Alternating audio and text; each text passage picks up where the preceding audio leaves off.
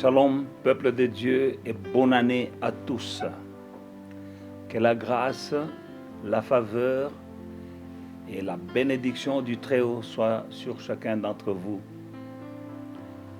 Bien-aimés dans le Seigneur, l'émission d'aujourd'hui est une nouvelle, c'est une nouveauté inspirée par Dieu. Bien-aimés dans le Seigneur, je sais qu'en ces jours, pendant ce moment, c'est la saison où on se souhaite bonne année et tout ça, et je vous souhaite bonne année. Et on se présente aussi des cadeaux.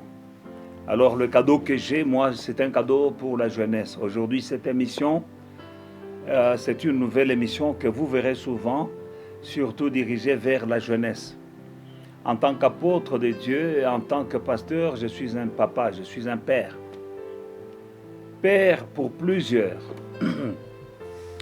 Et aujourd'hui, la jeunesse semble être abandonnée à elle-même.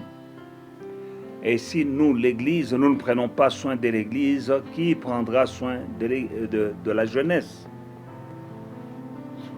Parce que c'est dans la jeunesse que nous avons aujourd'hui qu'il y a les pasteurs, les prophètes et les enseignants, les évangélistes et des grands chanteurs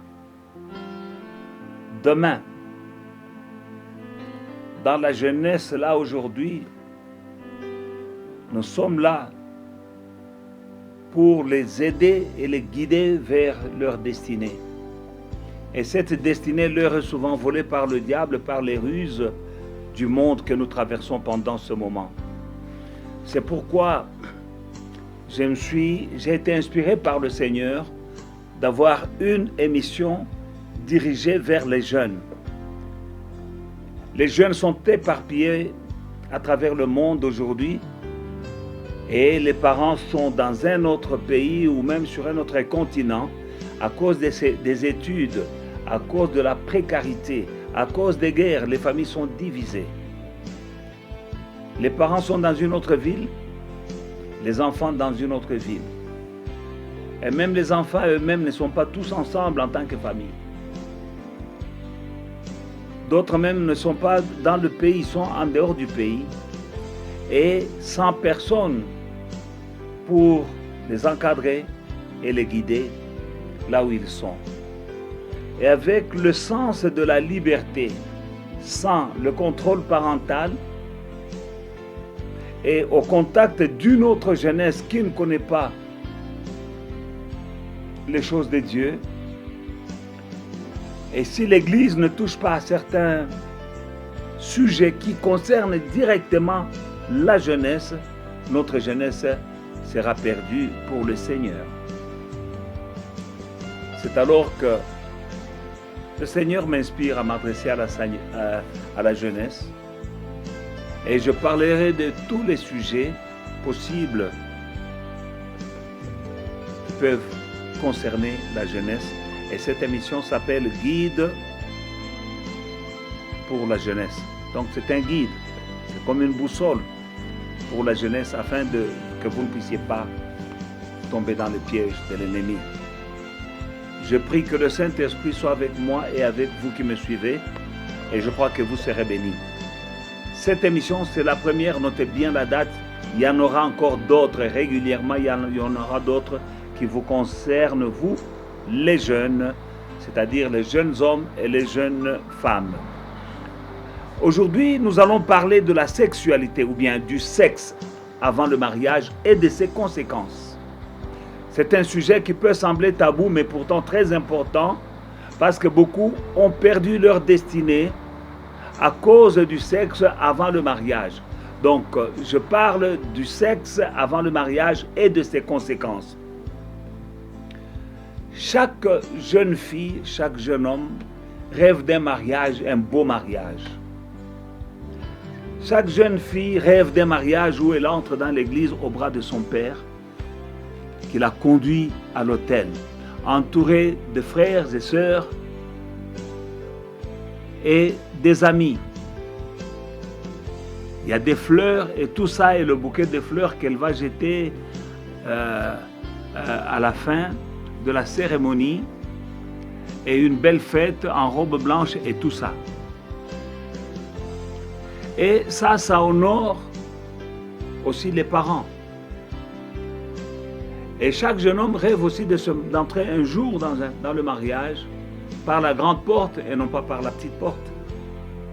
Et ça s'appelle aussi honorer les parents.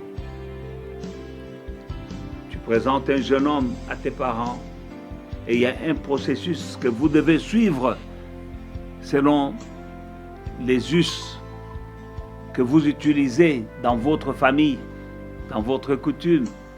Vous présentez votre futur époux ou épouse à vos parents. Et puis après, il y a toute une succession de choses. On vient doter, on vient prédoter, on vient doter. Et puis il y a la fête, la cérémonie à l'église, et puis la grande fête en robe blanche avec des bouquets de fleurs, avec une belle musique et tout ça. Mais beaucoup de jeunes filles qui avaient ce rêve-là l'ont perdu. Le rêve-là est tombé à cause du sexe avant le mariage. Tu vas rencontrer quelqu'un et tu vas l'aimer. Et vous avez des projets de mariage peut-être. Mais, à force de se côtoyer, le désir sexuel avance à petits pas, mais sournoisement. Ça va commencer par des simples baisers.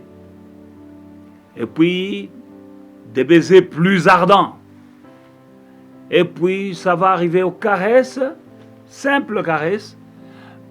Mais ça va escalader, ça va aller à des caresses un peu plus audacieuses, trop précises. Après, on allume le feu qu'on ne sait pas éteindre. Et vous comprenez ce que je veux dire? Et on tombe finalement dans le piège de Satan. On tombe dans le piège de Satan. Alors on entre dans un cercle vicieux. Le cercle vicieux, c'est quoi? On a les rapports sexuels. Après les rapports sexuels, on se sent coupable. Il y a la culpabilité. Après la culpabilité, tu te décides et tu dis, non, on ne va plus faire ça. Et puis après, on tombe encore. Et puis il y a la culpabilité. Et puis, on prend la décision de ne plus faire. Et puis on fait encore. Et puis, la grossesse intervient.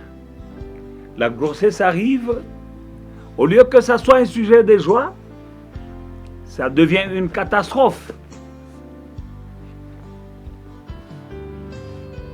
Ça devient une tristesse, l'embarras, la honte. Maintenant, en tant qu'enfant de Dieu, avorter, ce n'est pas une option.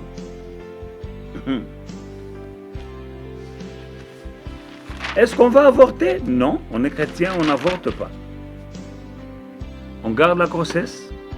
Il y a la honte, il y a l'humiliation parmi les membres de la famille, parmi les membres de l'église, parmi les amis. Il y a la honte, il y a l'humiliation.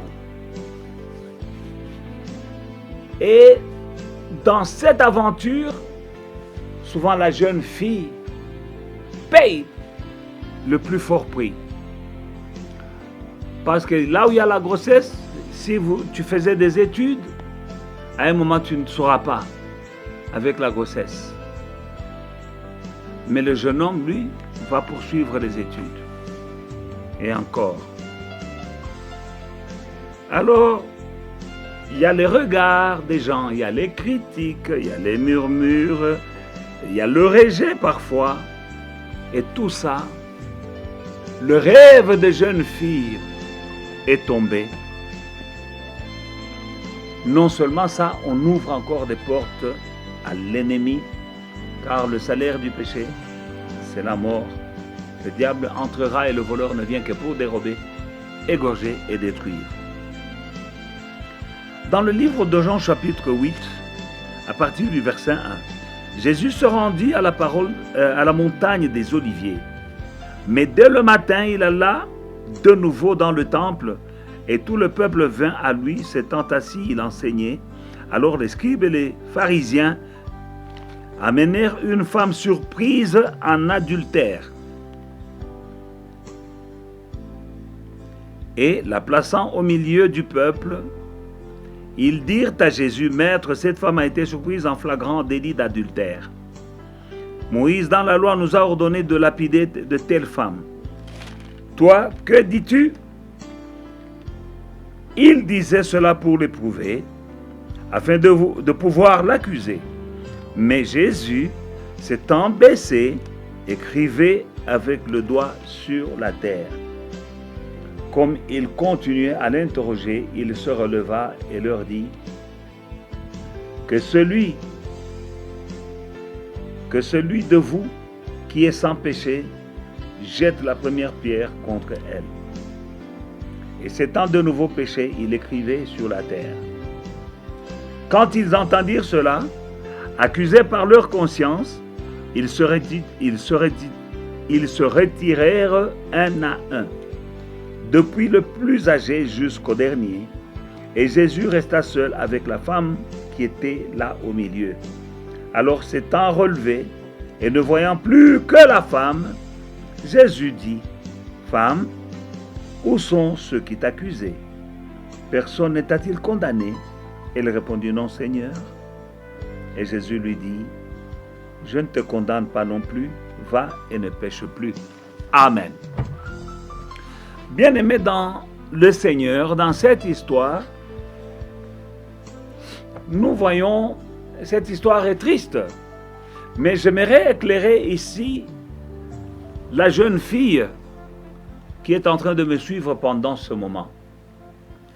L'adultère se commet entre deux personnes de sexe opposé, un homme et une femme. Mais ici, on accuse la femme, on amène à Jésus la femme, et on était prêt à la lapider.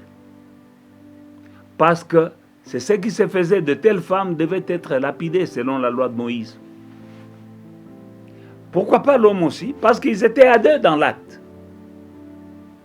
Donc, cette culture se perpétue d'une autre manière. C'est-à-dire, après l'acte sexuel, la femme ou la fille paye un plus lourd tribut que l'homme. Elle est accusée, elle est plus critiquée que le garçon. Et ça va coller à la vie longtemps. Pourquoi on n'a pas amené l'homme? On a amené seulement la femme. Pourtant, l'acte était entre deux personnes de sexe opposé. L'homme, pourquoi on a laissé l'homme? Où est-ce qu'il était parti? La même chose aujourd'hui. Il y a des hommes, après, quand tu as la grossesse, ils nient la grossesse, ou bien il part, ou bien il te garde, mais en tout cas, les gens vont plus te juger, toi ma soeur, que le garçon. Voilà pourquoi c'est une des conséquences. Même si vous vous mariez avec le garçon, tu as des rapports sexuels avant le mariage. Il y en a qui finissent par se marier. Mais c'est quel genre de mariage? Vous n'irez plus à l'église en robe blanche avec le bouquet, avec une grande fête. Vous prenez un raccourci et vous allez vous marier à la mairie peut-être, et puis ça s'arrête là. La grande fête là, on ne va pas à la grande fête avec un gros ventre. Voilà comment vos rêves d'honorer les parents tombent à l'eau. Nous vivons dans un monde qui est perverti, où vivre avec un homme, et où toi, homme, vivre avec une femme sans être marié, c'est devenu normal. Le péché est devenu une chose normale dans le monde d'aujourd'hui. Avorter est aussi devenu normal. C'est le monde où nous vivons aujourd'hui. Mais nous sommes les enfants de Dieu. Et la Bible, qu'est-ce que la Bible nous dit, bien-aimés dans le Seigneur? Romains chapitre 12, 1 et 2 nous dit, « Je vous exhorte donc, mes frères, par les compassions de Dieu, à offrir vos corps comme un sacrifice vivant, saint, agréable à Dieu, ce qui sera de votre part un culte raisonnable. Ne vous conformez pas au siècle présent, mais soyez transformés par le renouvellement de l'intelligence, afin que vous discerniez quelle est la volonté de Dieu, ce qui est bon, agréable et parfait. Ne vous conformez pas au siècle présent. Ce n'est pas parce que le péché est devenu normal aujourd'hui que avorter est normal. Coucher avec un homme ou une femme en dehors du mariage est devenu normal. Ça, c'est dans le monde. Mais en tant qu'enfant de Dieu, la Bible nous dit, ne vous conformez pas au siècle présent, mais soyez transformés. Soyez transformés. Ne vous conformez pas au siècle présent, mais soyez transformés par le renouvellement de l'intelligence. Comment est-ce qu'on est transformé par le renouvellement de l'intelligence? C'est la parole de Dieu qui vient renouveler notre intelligence. Et c'est ma tâche, je m'attache à ça aujourd'hui pour amener la jeunesse à ne pas se conformer au siècle présent. Satan est en train d'entrer dans votre vie à petits pas. Ça commence par l'habillement. On ne sait pas, quand on voit la jeune fille chrétienne habillée et la païenne habillée, il n'y a aucune différence. Et c'est la païenne qui entraîne. Elle commence. Elle commence. Les jeunes gens, la même chose. Mais nous ne devons pas suivre le monde. Nous sommes la lumière du monde. Le monde doit nous suivre, nous, et nous, non pas nous suivre le monde. Nous sommes les enfants de Dieu. Notre intelligence doit être transformée par la parole de Dieu. Donc, bien-aimés dans le Seigneur, aujourd'hui, c'est normal de vivre avec quelqu'un sans être marié. Mais vous savez que quand vous venez à l'église, on bénit votre mariage. C'est-à-dire que maintenant, Dieu est impliqué dans votre relation. De la même manière que nous prions pour le repas, nous prions pour une maison, nous prions pour que le repas soit béni. Mais nous prions aussi pour que le mariage soit béni. Et ça, c'est quand nous amenons notre mariage dans la maison de Dieu. Non seulement cela. Exode chapitre 20, verset 12 nous dit « Honore ton père et ta mère, afin que tes jours se prolongent dans le pays que l'Éternel, ton Dieu, te donne. » Honore ton père et ta mère. La fille qui attrape une grossesse avant le mariage, elle n'a pas honoré son père et sa mère. Et le garçon qui a engrossé une fille qui n'est pas sa femme, ou bien avant le mariage, n'a pas honoré son père et sa mère. Et ça a des conséquences vraiment néfastes. Quelqu'un va me dire, mais non, ça c'est dans l'Ancien Testament. Matthieu chapitre 15, le verset 4, la Bible dit, car Dieu a dit, honore ton père et ta mère, et celui qui maudira son père et sa mère sera puni de mort. Ça c'est dans le Nouveau Testament, Jésus est en train de confirmer la loi. Il avait dit, je ne suis pas venu pour abolir la loi, mais pour la confirmer. Bien-aimés dans le Seigneur, que Dieu vous bénisse. C'est mon cadeau de bonne année pour la jeunesse. C'est-à-dire quoi? Pendant la fête, cette période de fête, il y en a qui risquent de tomber dans le péché à cause de l'ivresse de la fête. Fais attention, ce n'est pas le moment. C'est le moment où le diable, on baisse la garde et le diable en profite et tu tombes dans le péché. Shalom, que Dieu vous bénisse. Bonne année.